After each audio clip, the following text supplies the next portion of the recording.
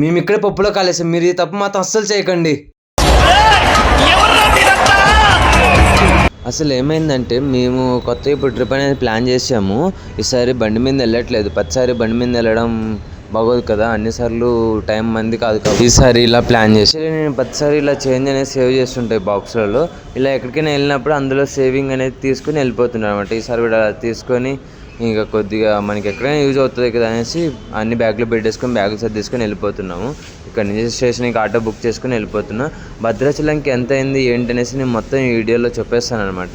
నాకు ఇక్కడ నుంచి ఆటో బుక్ మేము వీక్ డేస్లో ట్రావెల్ చేస్తున్నాం కదా, ఎవరు ఉంటారేమో అనుకున్నాం. చూడండి ఎంత రష్ ఉంది అసలు. మాకైతే ఫుల్ నిద్ర వచ్చేస్తుంది, పడుకోవడానికి లేదు. పైన కూడా అడ్జస్ట్ అయ్యి కూర్చున్నాం బ్యాగుల మధ్యలో. సాయిగాడి కష్టం పగోడికి కూడా రాకూడదు. పాపం ఫుల్గా నిద్ర వస్తుంది, పడుకోవడానికి లేదు, కూర్చున్నాడు పాపం పైన.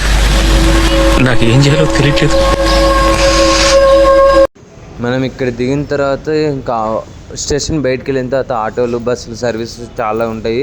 మనం అక్కడ నుంచి 70 రూపీస్ నుంచి 100 రూపీస్ దాకా ఛార్జ్ చేస్తారు. మనం ఏదైనా తీసుకొని వెళ్ళిపోవచ్చు అనమాట. ఇక్కడ రాగానే మాకు ఫుల్ వర్షం అనమాట. వర్షంలో కూడా మేము ఈ వర్షం ఎలాగో మనం ఆపదు కాబట్టి ఆటో పెట్టుకొని టెంపుల్కి అయితే వచ్చేసి ఇదే టెంపుల్ కూడా. ఇది చాలా మందికి టెంపుల్ నేమ్ కూడా తెలుసు కాబట్టి కామెంట్ చేసింది టెంపుల్ నేమ్ ఏంటో. మేము దీని ఆపోజిట్లోనే రూమ్ తీసుకున్నాము. This is for today, wait for next video.